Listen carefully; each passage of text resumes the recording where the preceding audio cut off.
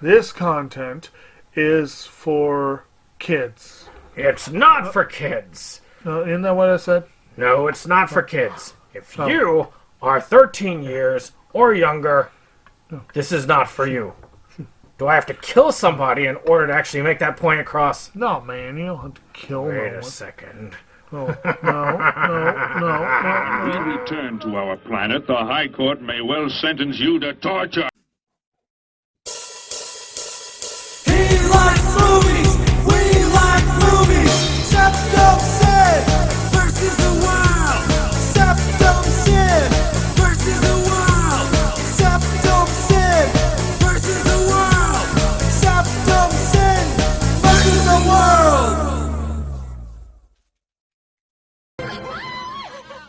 I'd buy that for $1. Greetings, you're watching SeptumSin versus the world. I'm SeptumSin. That's Kotobuki Jake. Hi. And we're here to show you what we got. Yeah. Show me what you got. I want to see what you got. Oh boy.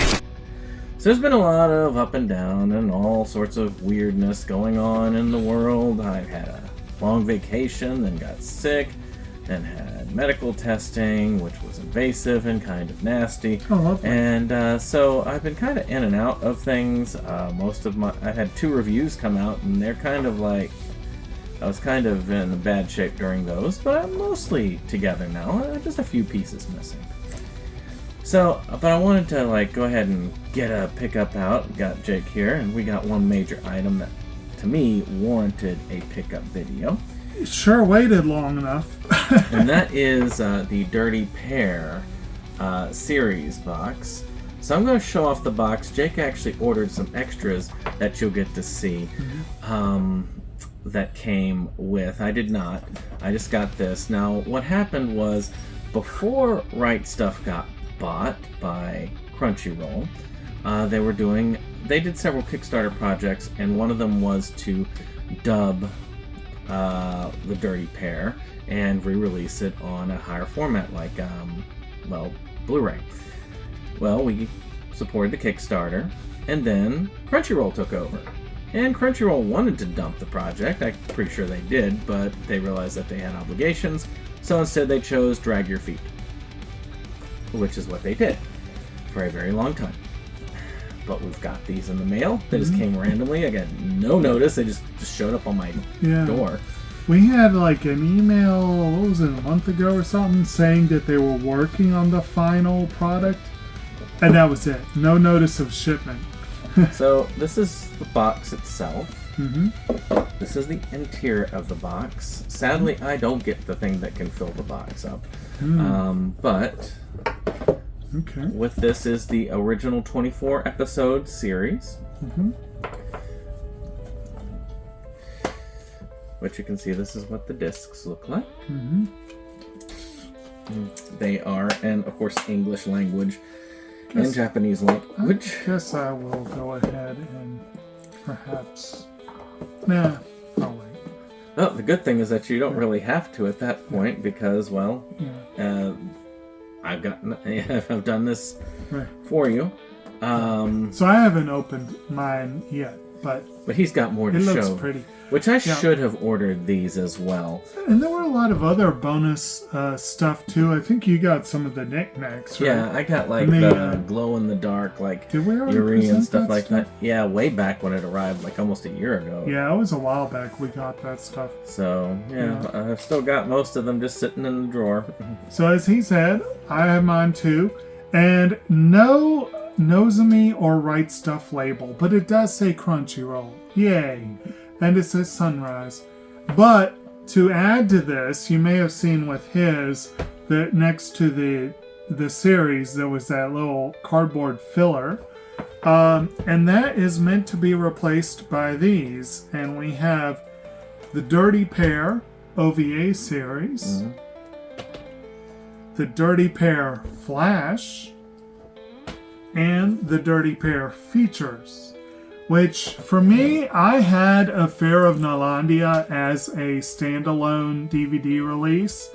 I'm pretty sure that's the only one I have, but also Project Eden and Flight 005 Conspiracy are included in this collection. I don't think I had Flash, to be honest. And I don't remember about the OVA. I don't. There's 10 OVA episodes. I do have the original Nozomi release of the series. And so basically I had at least 3 DVDs. Once all this is packed together, it will actually be a not really a full space saver, but it won't really take up more space, and there's a lot more here.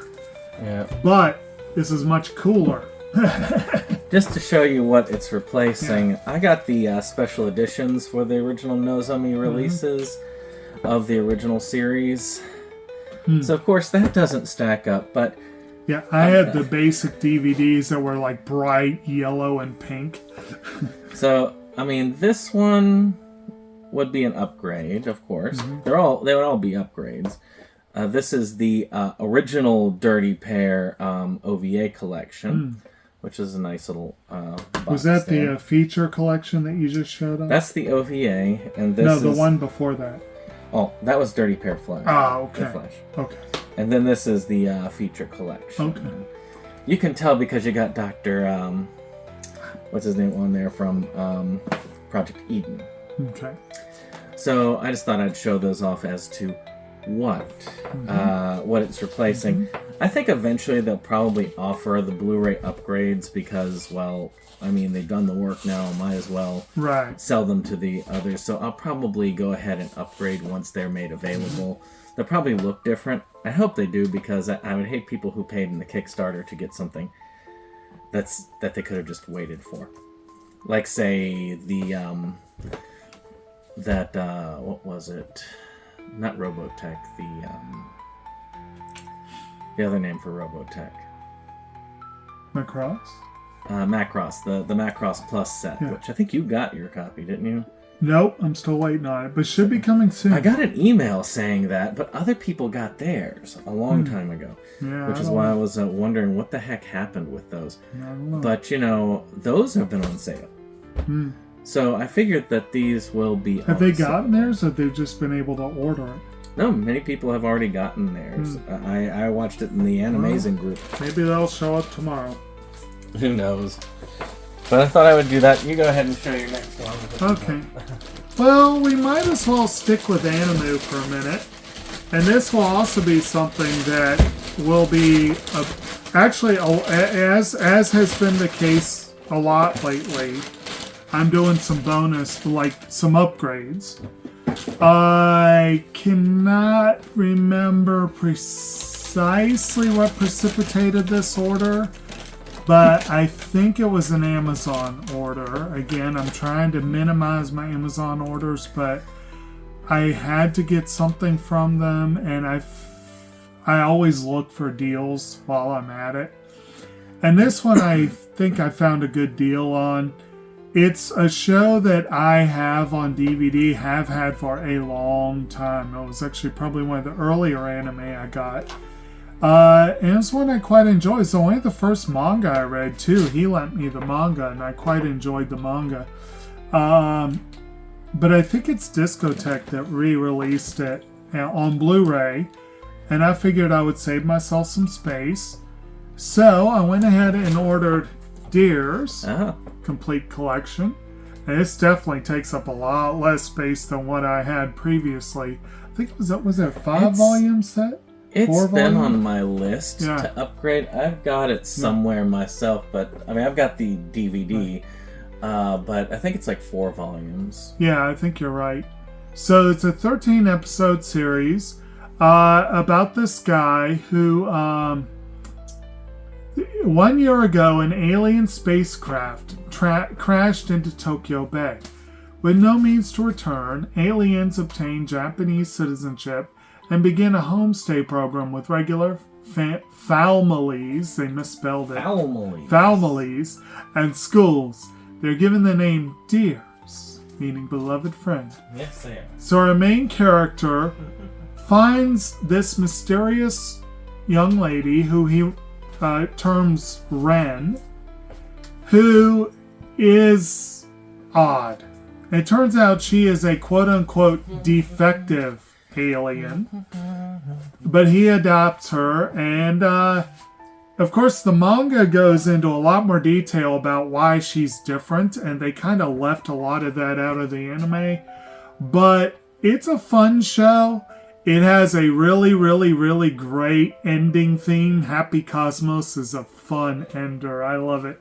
And it's a fun little show. And like I said, this saves a lot of space, so nice. Under 17 had a good opener. Yeah, the opener was good too. I'm Your Slave, I think was the name of it. So, as you can tell from the title, it's kind of an odd song, but... Well, yeah. It's somewhere in my collection. Somewhere. A lot of it's about how I sometimes will order them. You have a weird filing system right now. And I thought maybe it's under sci-fi, but I don't see it under sci-fi. Right. And then I thought, well, maybe it's under comedy.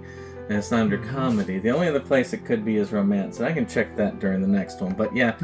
Under 17 had a fun theme for that. And I like both of those. So it was a fun series. And it's one of the few manga I still have the complete collection of. So, this is the only video game in the list. And I ended up getting this on a whim because it was offered relatively cheap. And I got this physically because Xbox delisted it from their store. But they still keep a copy available digitally if you have a physical disc, which is how I got this here, Enchanted Arms. And I tested it, and it does work on the Xbox Series X. Now, this is an Ubisoft game, but they were published by FromSoft. People might know them from a little series called Dark Souls. I've never played this, but I've heard a lot of good things about it. It's more traditional as an RPG goes, but it is supposed to be somewhat hard. And it is one of those, I think it was an Xbox only exclusive, but it's the only one that you could play on modern consoles, because the one on the PS3 is trapped on the PS3. So, still, this is one of the reasons why physical does matter if you have something that you really want to keep. With video games, I'm more likely to buy digitally, but if a game is fully on a system, like when they release Mario Galaxy 1 and 2, I probably will grab a copy because it is going to be all on the disc. And I like having certain games physically if it's a game that I want to play multiple times. If it's a game I'm not certain about, or if they don't have a complete release on the disc, I'm not wasting the space for the disc. I'll just, play it the one time through and then I'm done. But this one, it looks interesting. I am curious about it. It says, become the savior in a war 1,000 years in the making. As Atsuma transform from naive student to powerful warrior. Wait, is that? No, that is exactly how it was worded. Alright, well, immerse yourself in a deep storyline and explore fantastic environments as you master special fighting skills and magical abilities. And you can control over 100 creatures in the game. Probably not at the same time. Still, looks fun. Okay. Alright, so next up, we've got a conversion. I'm pretty sure this was a Second and Charles pickup. I've made a couple of visits there recently, and again, I'm always looking for opportunities to convert DVD to Blu-ray. This is one I've had on DVD for some time. It's also something where I have read the source material. It's actually one of the few Tom Clancy novels that I have read in its entirety. It is part of the Jack Ryan series. And one of the, I think, two I think 2. Under Romance. Jack Ryan series that featured Harrison Ford, and that is the Harrison Ford starring Clear and Present Danger Boom. by Philip Noyce. He's got, in addition to Ford, you got Willem Dafoe in there, James Earl Jones. If I recall correctly, this was one of Thora Birch's first credits. And music by James Horner. For those few who are at all unfamiliar, Tom Clancy's Jack Ryan series features Jack Ryan, a CIA agent who was played in Hunt for Red October by Alec Baldwin. This one in The Patriot, he was played by Harrison Ford. Sum of All Fears, he was played by Ben Affleck. There have been a lot of Jack Ryans over the years. And there are a lot of Clancy books, including ones written after his death, that feature Jack Ryan. In fact, it's a running joke for those of us in the library that the ghost of Tom Clancy will keep putting out books for a long, long time. But this is a really good movie. I enjoy it. It gets into, it's a geopolitical thriller about the drug trade and South American, drug lords and all that kind of stuff. If I remember correctly, I think Dafoe plays a former operative who has gone rogue. It's a good, fun movie. It's enjoyable. It's probably one of the more enjoyable Harrison Ford films that's not part of a major, one of 3 maybe major franchise. It is part of a major franchise, but you know what I mean. And of course, James Earl Jones is always great. So good times. And this was really cheap. So a chance to convert to Blu-ray for just a few bucks. I'm like, all right. Yeah, I think I upgraded to 4K when there was that 4K Jack Ryan collection, which that's what, like a 4 film set. which I had so many of them on DVD, so I was kind of glad. And a few I didn't have at all. Yeah. Now this one is a cart topper because it was $3.99 and I needed only like $2 to get free shipping. And that was with Shout Factory. I ended up, because I really made the order for one item, and ended up getting a lot more because their shipping was abysmally high, like $15. So this one is called The Night. Apparently it's got like a, like something about like being able to debut beyond the red curtain or something like that, but after a night out with friends, an exhausted married couple and their baby take shelter in the grand but eerie Hotel Normandy. Throughout a seemingly endless night, mysterious disturbances ruin their rest, as they soon realize they're locked in a malevolent force that hungers for the dark secrets they've kept from one another. So, this was the first U.S.-produced film to receive a license for theatrical release in Iran. Okay, since the revolution. So, that's interesting. So, I guess there's some history there. I don't know, what's about this that got it released there, but Iran actually has quite a... Well, who's involved, like, who's behind it? Let's see here. Directed by... I can't read that. Let me see. Directed by...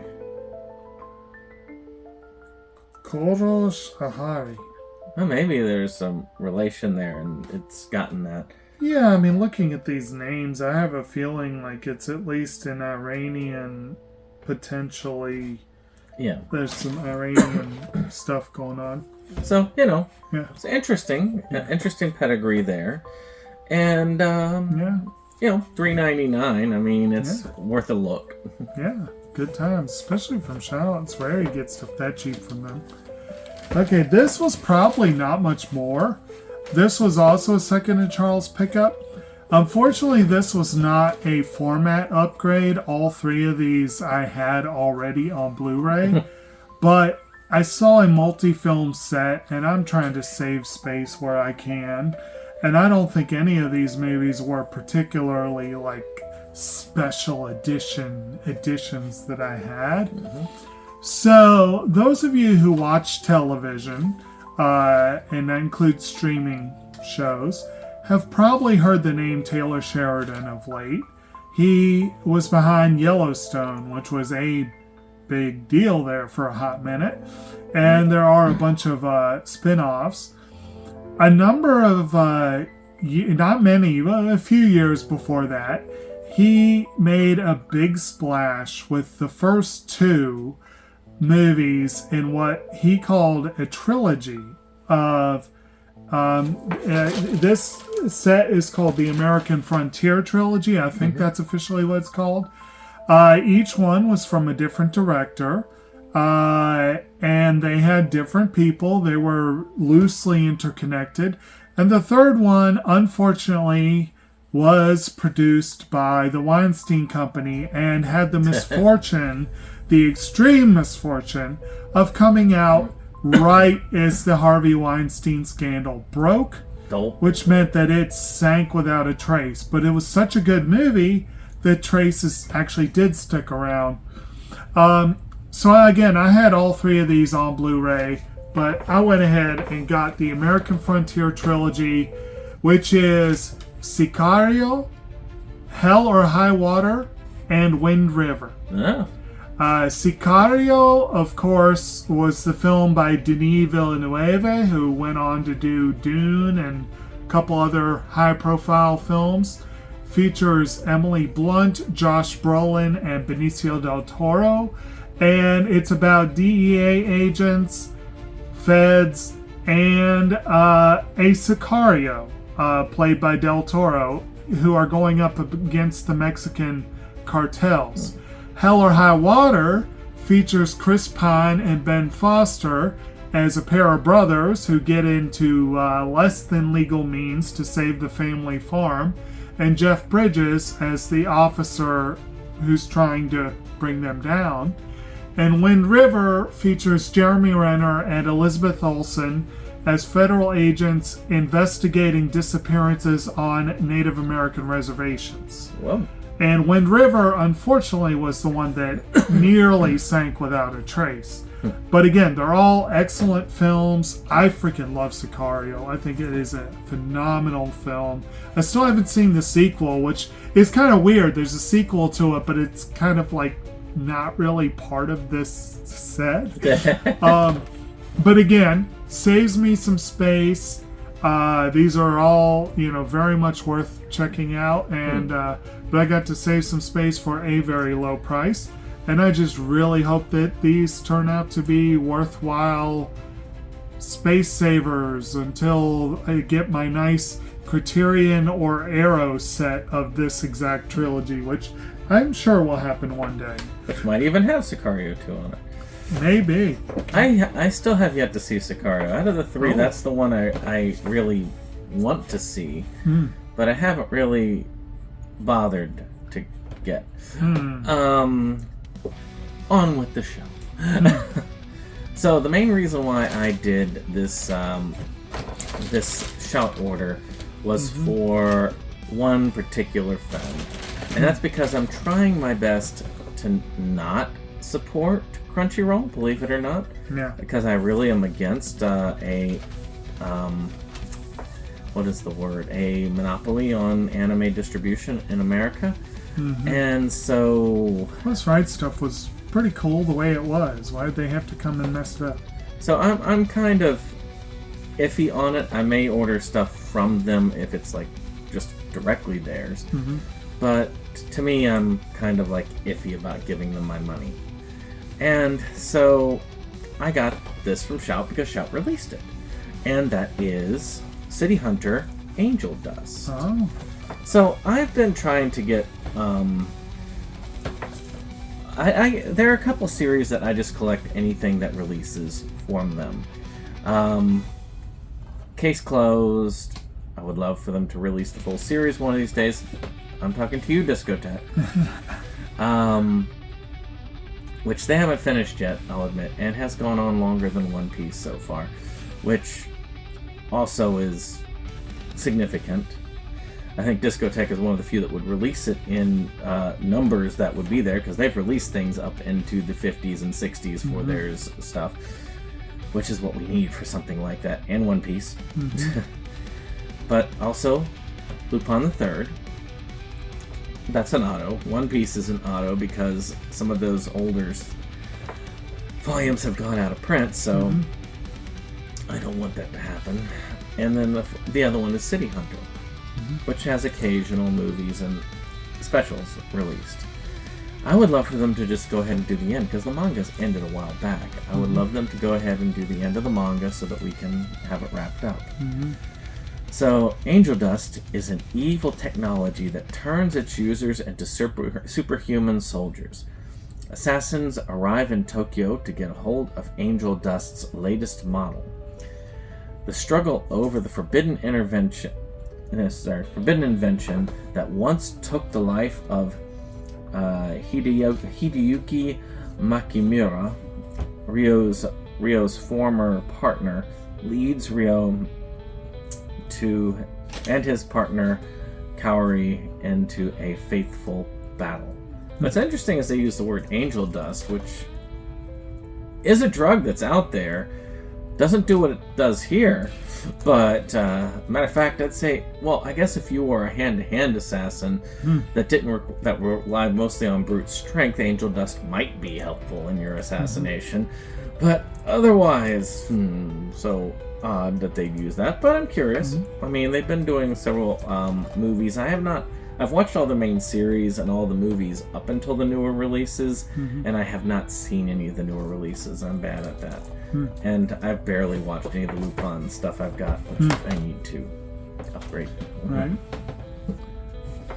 Alright, so, much as he pointed out that there are certain vendors that we prefer not to use, and well, I already said with Amazon, I also tend to avoid Walmart whenever possible, but every once in a while I find myself there, and every once in a while I'll wander over to the movie section, and 90% of the time I walk away empty-handed from their movie section.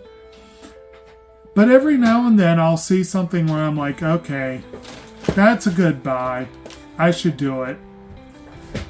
And this one does free some space up while also giving me stuff I did not have. It's a 5-movie collection. I had the first 4, just like with this, I'm not converting from DVD, I'm just slimming down the collection.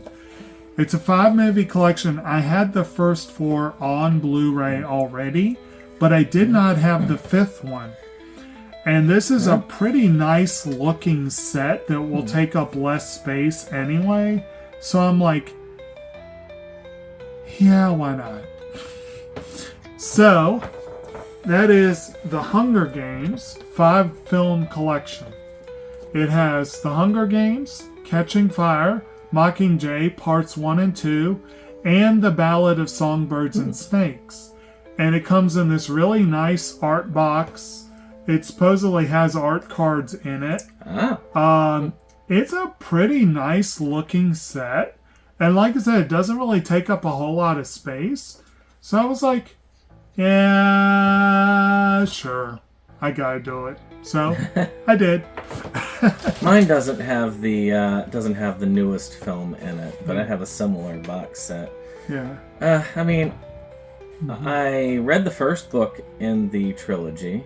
I need to read them. I've seen the first film in the trilogy. You've only seen the first one? Yep. Oh. Yeah, and I saw it in theaters. Wow. And then never bothered with the rest.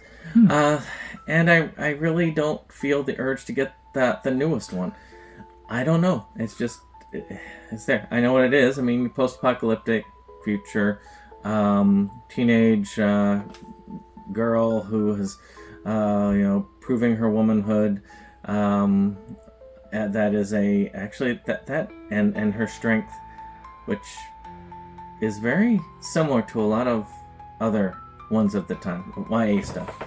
I think was it? I guess it was. This is one of the more successful YA, both as a book and as a movie. That's the one that really hit the trend. You could say it started with Twilight, but in reality, I would like to say that's the one who really started the post-apocalyptic trend. Well, this is a whole lot better than Twilight. Yeah. But she also has stuff like Maze Runner and all this other stuff. Well, yeah. And then this, a lot of people said that this was a bald-faced ripoff of the Japanese film Battle Royale. It is not. There are a lot of differences, but there are a lot of similarities, well, too. It has a Battle Royale. It does. One thing I will say about this is that the main character of the first 4 films, of course, as you mentioned, the teenage girl, Katniss Everdeen, Jennifer Lawrence's character, but the chief antagonist in the first 4 films is one of the chief protagonists of Ballad of Songbirds and Snakes, Coriolanus Snow. And Snow, in the first 4 films, is played by Donald Sutherland. I will say this is one of Sutherland's best roles. So, if you like Donald Sutherland, it is worth watching the movies for that. Plus, the Mockingjay movies were Philip Seymour Hoffman's swan song. He actually died, I think, during production, and his role in the second film had to be downsized. So, if you're a fan of Philip Seymour Hoffman, it might be worth seeing it to see, But they're worth watching, and they have great music. If nothing else, the soundtracks to these films are awesome. It is definitely in my thought. Is the fourth one just like an offshoot? Is it like a prequel? I don't know. What? Oh, Ballad of Songbirds? Yeah. It's the origin of Coriolanus Snow. Yeah. It's the origin, yeah. And it's sort of it's not really the origin of the reaping and whatnot, but it's sort of like early days, and it kind of shows how it became what it was in the later. Sort of like the first Purge and all that stuff. Yeah, probably, yeah. So, this is one of 2 other items I got on that Shout sale, which oddly enough is going to be my next one. Matter of fact, I'm using up all my Animu right away.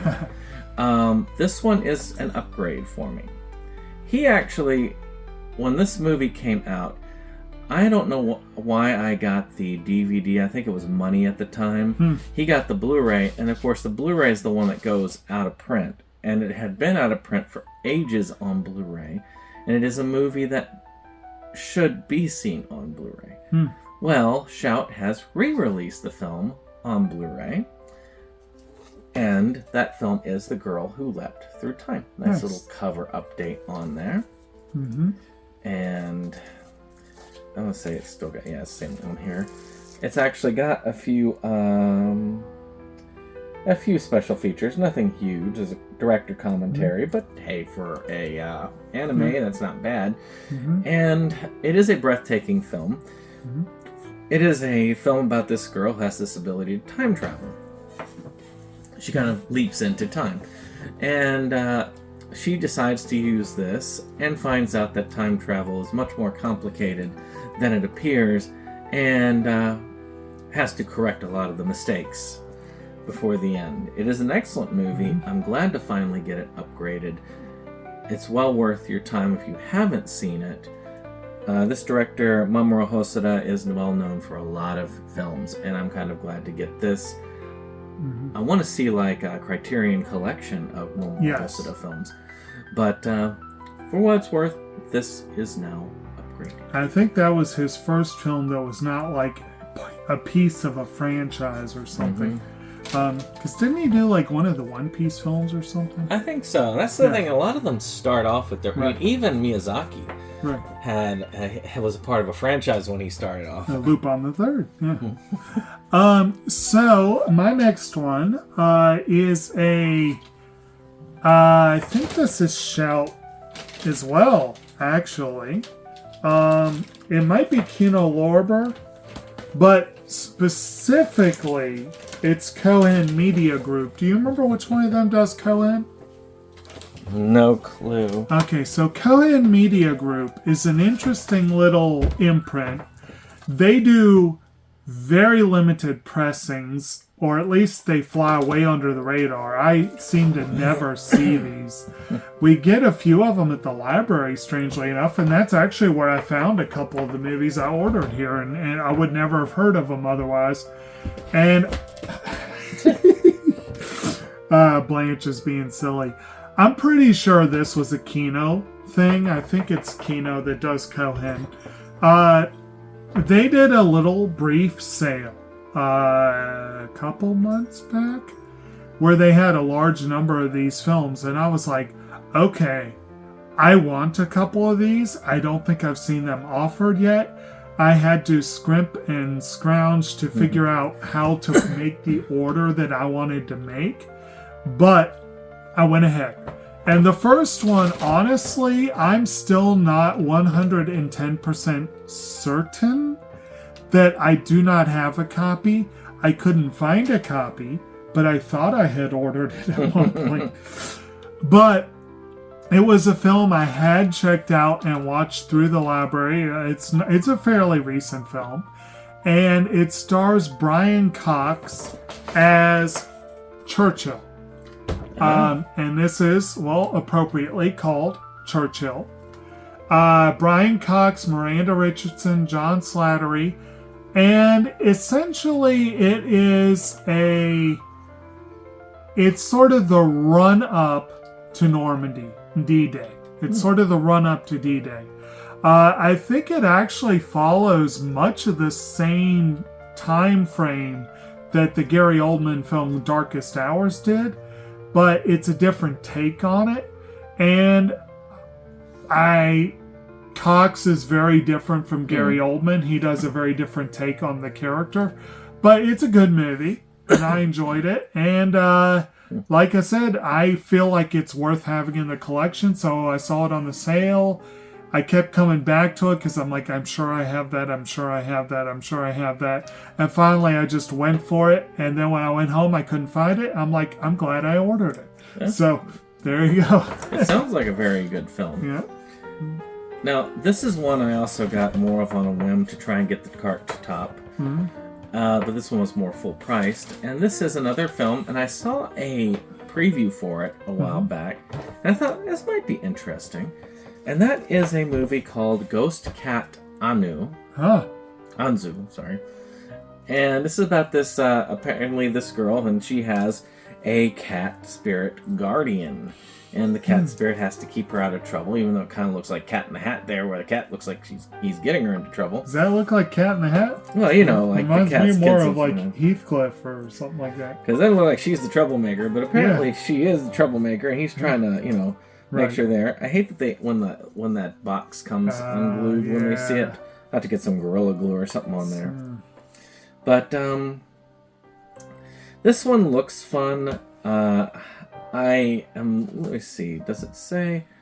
Filmed by Yoko Kuno and Nobuhiro Yamashita, which I've heard the latter, but I can't remember from what. But, I am curious about it. I like watching these. Usually most anime movies I watch, except for Fireworks, are good. And even Fireworks was not bad. It's just, it had issues. It did. Had a phenomenal theme song. So, but still, fun. So, this was the main reason.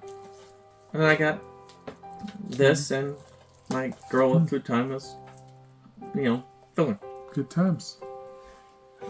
All right. I keep checking because I always worry about it cutting off when it does something. Right. My next one is, and again, this one, the next couple, these are all Cohen Media Group. This is an older one. This was actually a nominated, it won Best Foreign Language Film at the Oscars in 1985. So this is a somewhat older film. It is it's set in Buenos Aires during the final years of Argentina's military dictatorship. And it is I think it is a Argentinian film. I'm not entirely certain. But it's called The Official Story. or at least that's the American title for it.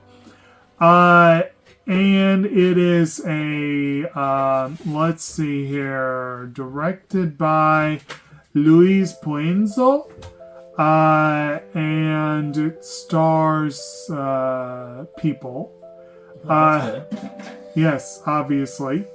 But like I said, I'm no longer trying all that hard to get all the Oscar winners or even nominees, but still, if I see a winner that I can get, I'm happy to try and do so. But again, also from the limited experience I have with Argentinian cinema, some of it is incredible. So if this is on the same order as, say, The Secret in Their Eyes, then by all means, I'd be happy to have it. And like I said, it allowed me to beef up my Cohen Media order a little bit. Oh, it is the official story. It is. So, this next one is one I got in a special edition because it cost less than the standard edition. Huh. Which is sad because the first season of this is in standard edition. Now, I went ahead and made an Amazon order for a couple of items. One which just came in today. And I've been wanting to get some of these for a while. And the first season of this blew me away. It's based on a video game. And it covered the video game near flawlessly. There are a few people who nerd raged a little bit. And then the second season came, which already the second video game had a lot of issues in the story that upset people, which I won't reveal in case you haven't played the second game in the series. And this one had some more nerd rage issues due to one of the main characters in this coming out as non-binary. The times we live in. And that series is The Last of Us, and this is season 2. They're doing a season 3, which will go beyond the video games. I don't know what they're going to do with it. So, season 1 is about this zombie virus that comes out. It's like cordyceps mushrooms, which originally what they could do is like cordyceps in real life, they can take over ants' brains, has the ant climb up to a high place, it germinates, the spores go, repeat. Well, in this case, there's a version that managed to go over to humans and creates an entire zombie apocalypse because they make it interact like that. And like if you get bit, then you get infected, and you do the others, and then for long enough they'll like spore, and the spores go out, and if you inhale the spores, you get there. Well, there's this one girl who is immune. Now, this isn't a lot of spoilers because this is all explained within the first episode. And she has to be taken to be examined because they want to try and make a cure based on her being immune. And this guy who is played by, what is it? Isn't it Pedro Pascal? Pedro Pascal, yes. Yeah. And to go and get the cure. Things happen at the end, which I will not reveal. Let's play out in this. And we end up having mainly Ellie, which is the main character on there, and you can see her at the front, going out after another character. It is... I have not played the other games, so I only know the big spoiler because it was all over everything, which made me mad. And I've heard it's a good game. And I want to play that before I watch this, because I'm curious how well they translate, because they translated the first season excellently. So I am very curious about this. I know it's well acted, and I don't have the same prejudices that most of those people have with this, so it's not going to bother me like it did for them. The only thing that kind of made it iffy for me is one of the characters who was kind of more beefy, because that's how she was. They kind of have her played by a more kind of lightweight, more attractive female. Hmm. Which, I mean, that can be important, but if your character's supposed to be, really strong and, beat somebody to death strong, then probably having somebody be slight in build is not the way to go. But maybe they made changes. So I'm curious. That's the only issue I've had from what I've seen casting-wise. And like I say, maybe they made changes in that. So I am very curious. I have the Steelbook. And I look forward to checking it. I'm quite curious about that, but I have not seen it myself. Speaking of things I'm curious about but have not seen, one author who I have become a very big fan of in the last few years is the Swedish writer Fredrik Backman. He wrote A Man Called Ove, and he wrote the Beartown series, Anxious People. He's written some really good stuff. He wrote a novella that was really heartbreaking called "And Every Morning the Road Home Gets Longer." But one that he wrote that is one of the few things he's written that I've heard mostly about. I haven't actually read. Is actually one of the things he's written that got turned into a movie. Now, I have not seen the movie, but it was also part of this Cohen Media Group sale. So I had to snap it up, obviously. And that is the movie Brittany Was Here.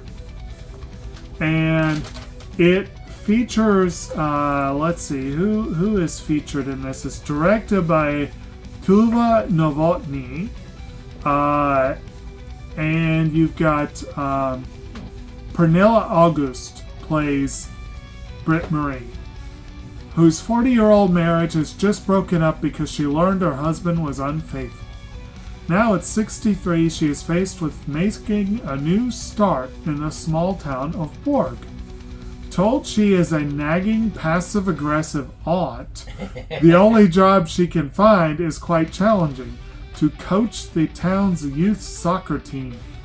She knows nothing about soccer or coaching, and the team is the town's pride and joy, but she takes the job anyway. This is the start of a journey filled with struggles and challenges, but also humor, warmth, and love. So it sounds like any of a dozen movies that we've all seen, but the Swedish version. And it could be pretty fun. I look forward to this. I've heard mixed things about it, about the book. I don't think I've heard anything about the movie. But I'm definitely curious about this. I love Bachman's books from what I've read. I do need to read this one of these days, but I saw a chance to get the movie. It's especially important because Beartown, the series, vanished without a trace because of that BS with HBO. And as far as I know, there is no way now to see Beartown in the US. Bears. So, I wanted to cover my bases as much as I could. Yeah. Well, this is another video game related series. This one is also one that knocked it out of the park. And the second season is forthcoming, so we don't know if they've screwed up on the second season. But most people were not angry with this particular series. There was very little nerd rage. Most people were happy with it. And that is the series Fallout. Which I do find interesting because one of the main protagonists is female, which you would have thought they would have had an issue with that. But, you have this person. Fallout is, of course, a long-running game series, 4 main games and several spin-offs. And it's about the future after nuclear war, which we may get to see. Well, the nuclear war part, anyway. And, a lot of these people live in what's called vaults, which are these kind of nuclear shelter type places. Well, one of these vault dwellers has to come back out and go into the wilderness because their vault is dying. Because of a raid, so she wanted to find out what was happening and take care of it. Now, there are others that do pretty good. There's a guy who plays a ghoul in here, which is really well done. Mm-hmm. And then there's a third character who plays a person with the Brotherhood of Steel, which is this group of people, it's kind of paramilitary, who try to take kind of hold things as an authoritarian place. They're kind of good guys, kind of not good guys in a lot of ways. And they try to get most of the war technology, and they are pretty much just a big military unit. Matter of fact, you see the power suits that they have, they are the ones who get most of those. It is a fun thing, and the people who did this, they consulted and they did a great job. Obviously, the people who did this understood the games, understood the nuances, even from the first games. There are a couple of little issues here and there, but for the most part, it is really spot on. So if you love the games, for once, this is something for you. And this one stars Walton Goggins, right? Yes, he's the one who plays the ghoul. Okay. You know, it's funny that you did those two back to back, because I swear, maybe I'm just making this up, because my brain is usually muddled. But I'm pretty sure I either saw an interview with someone or an article where they were talking about how Pedro Pascal has gone from being a hardworking actor that more and more people respected to being the guy who's in everything, to the point where people are sick of him. And I feel like it was an interview, I think, where they were talking about, like, just give the guy a break. You wanted him to succeed, and now, But then I think they were asked, like, who do you think is going to be next? And they said Walton Goggins is like ready to be the, So it's possible, and these two shows are part of the reason why. Of course, Pascal also had The Mandalorian, and of course he's in Marvel now as Reed Richards and whatever. So then the last one I have here for this Cohen... Before you get started, I want to do this because I realized I just did the second season of this and never presented the first. Well, that's kind of silly. Which is The Last of Us originally. So I just wanted to go ahead and add that to the list. I was like, why can't I find it in the collection? I just want to make sure. And I was like, that's why. So that's the original one. If you're going to get anything from this is one also that they really paid attention. So, and actually, that's not a bad looking edition. It's a steelbook like the other, but not bad looking. Good times.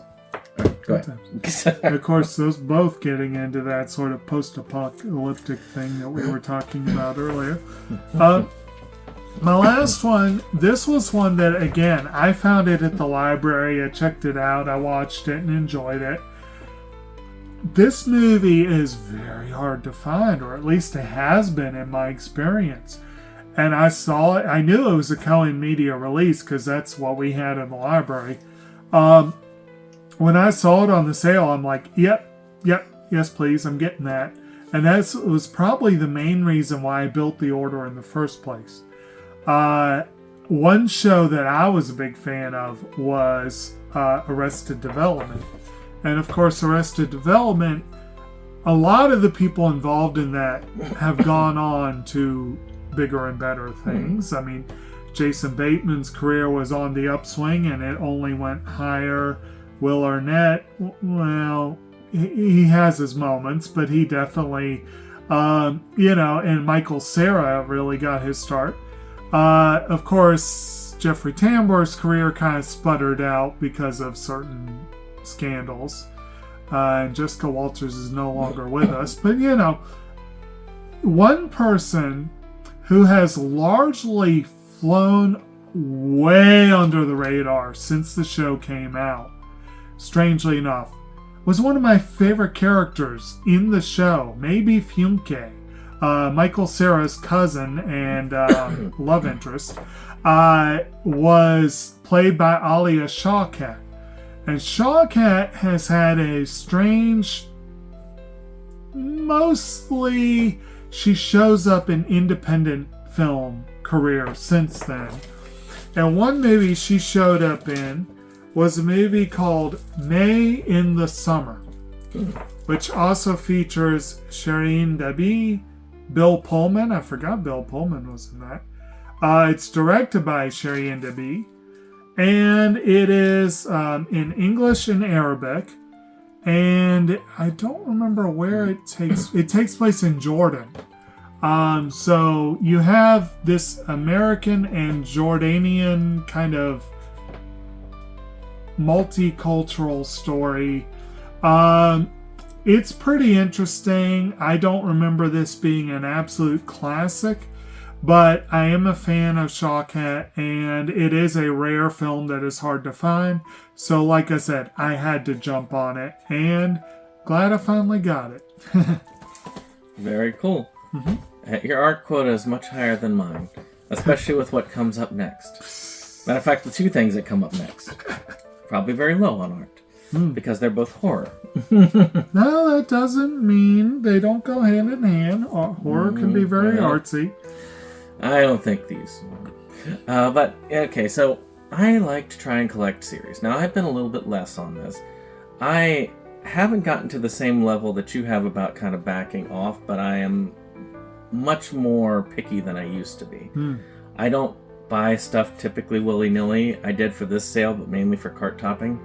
And most of the stuff I got, with the exception of The Night, were things that I was going to likely get anyway.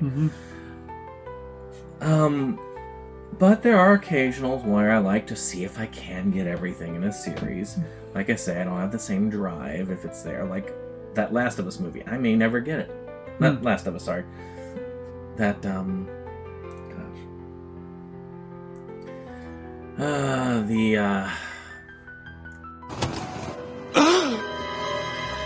penguin?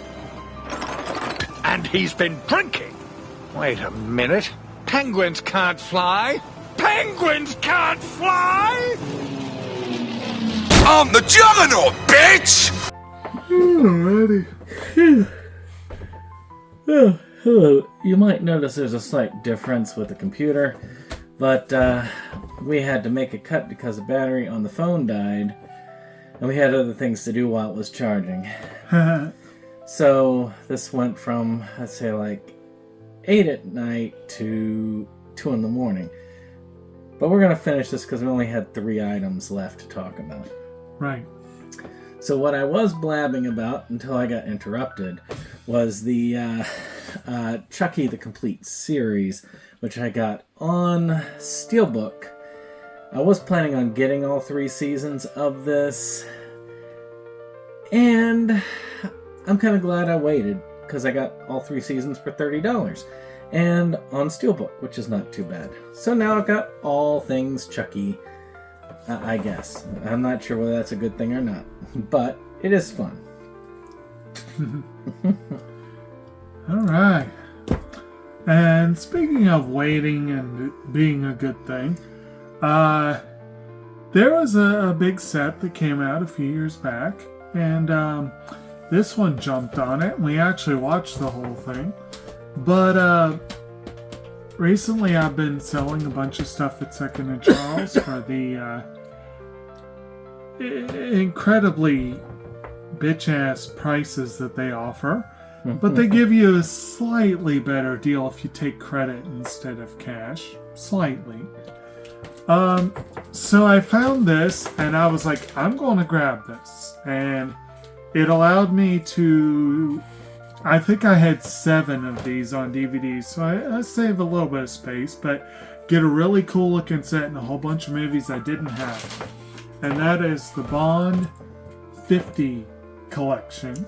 Cool collection. The first part is 1962 to 1981, which I think is Dr. No through Octopussy, maybe? I'm not certain. Something in there. And 1983 to 2012, so another one of the Roger Moore movies, up to, actually 1983, that might be the one with Christopher Walken, isn't it?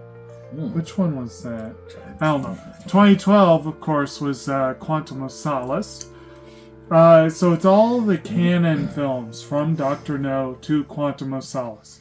No, Never Say Never Again, not the original Casino Royale.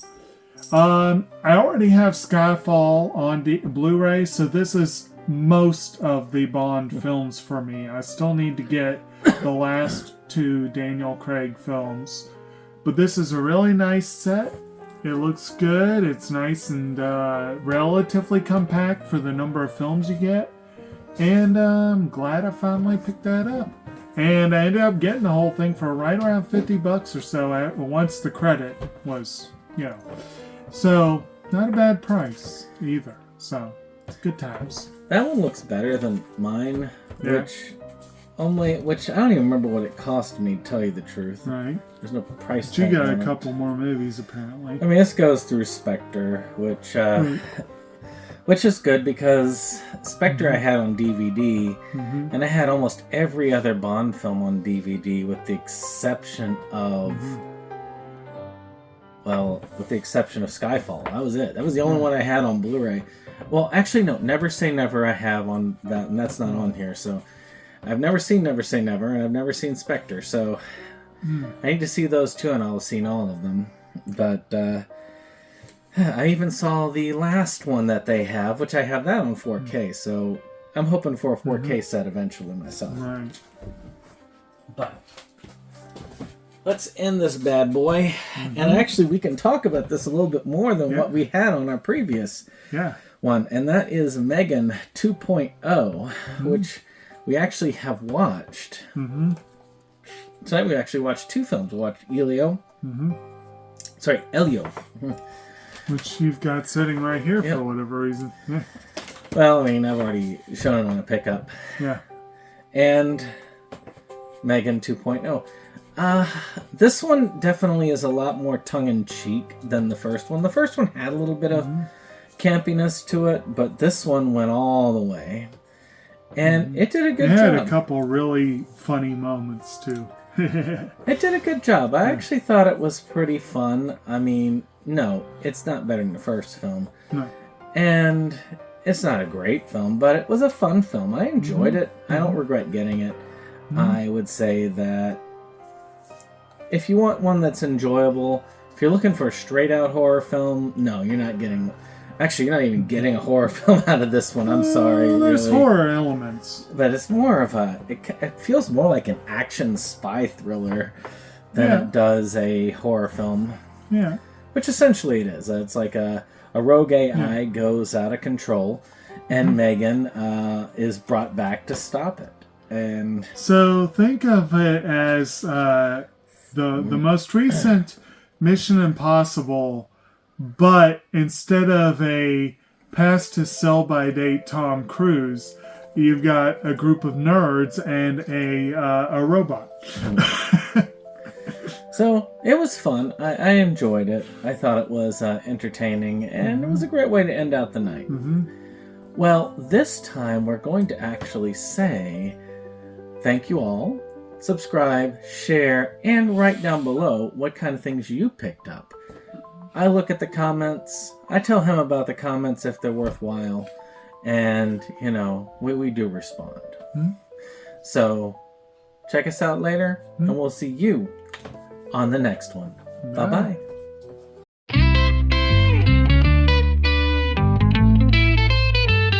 SeptumSin versus the world.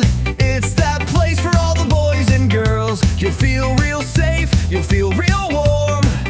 It's a cozy place to ride out the storm. SeptumSin.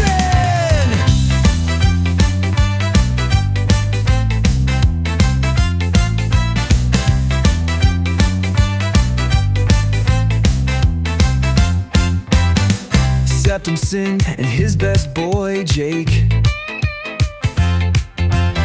see the trends that scare us every day. Physical media is going to the side. Doctor streaming will rule the world in time. SeptumSin!